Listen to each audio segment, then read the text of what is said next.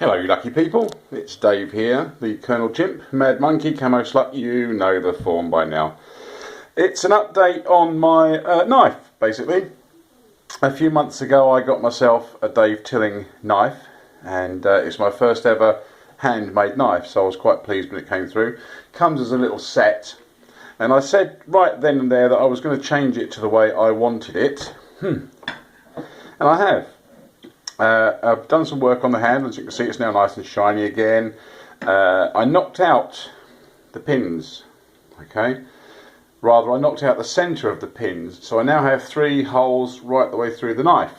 Now this is so that I can pass paracord through those holes, and I can secure the knife better to a pole if I need to. Not that I ever intend on using it as a spear, but, you know, holes in your knife like that, you can tie it to things, you can tie things to it. It's very, very useful. The end hole is obviously the lanyard hole, so you know that one there's not used, but the lanyard comes out, so I'll have 3 attachment points along the length of it, so that's that.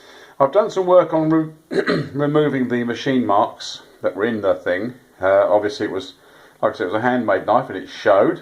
I've still got a way to go, but as you can see, a lot of the deep gouges are gone, the satin finish is there. I'm not sure if I want it shiny or not. I might polish it up, or I might leave it satin. I've got 2 minds about that. The edge has been worked on and stropped. Okay, you can just see the edge there. It's a little bit uneven. It was very much more uneven before I got to work on it, but I expect that'll go during the course of using it and stropping it and such like. The shape of the blade has changed. I've carved the front off to make it more of a clip point, and I've put in a large thumb scallop. Now that's so that when you are holding the knife here, if you hold it like that, okay, on a flat piece, it's not very comfortable, but here my thumb sits into that groove quite nicely.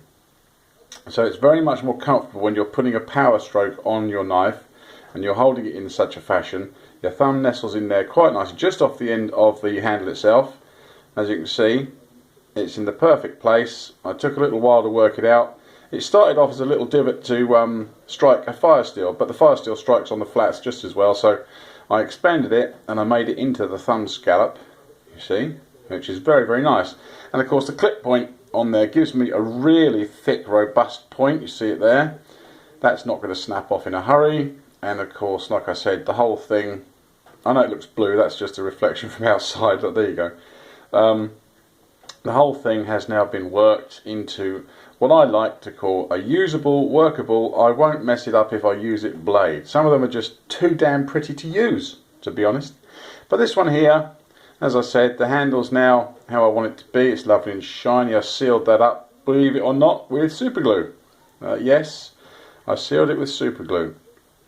What you do is you drip the super glue on, you wipe it off very quickly, and then you just leave it, and it soaks into the wood, seals it up, and gives you a nice hard finish, which is also, although it's shiny, it's not slippery when it's wet. It's really bizarre. It's lovely, that. Anyway, there we are. That was the basic blade. The sheath itself had a very nasty, cheap leather loop there for the fire steel. I didn't like the position of the fire steel, I didn't like the loop, so I just cut it off, blacked off the area so you can't see it, and that's now gone. The fire steel is going to be fitted here. I'm going to put a pouch on the bottom here, a sort of slim pouch which is going to fit on the sheath. The fire steel will go in that. The dangler again was a bit cheap and nasty.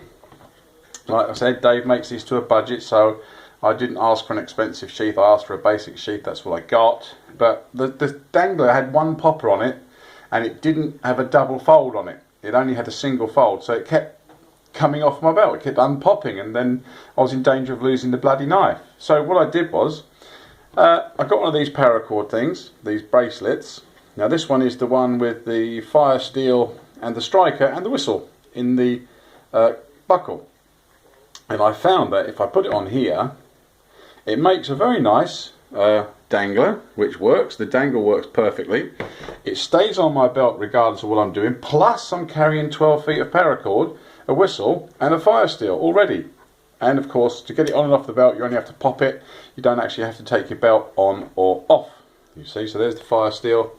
Get some light there. There's the fire steel in the middle. So that's what I've done to my knife so far. Like I said, as I use it, I may well make other modifications. It's an ongoing process, you see. Bit of fluff.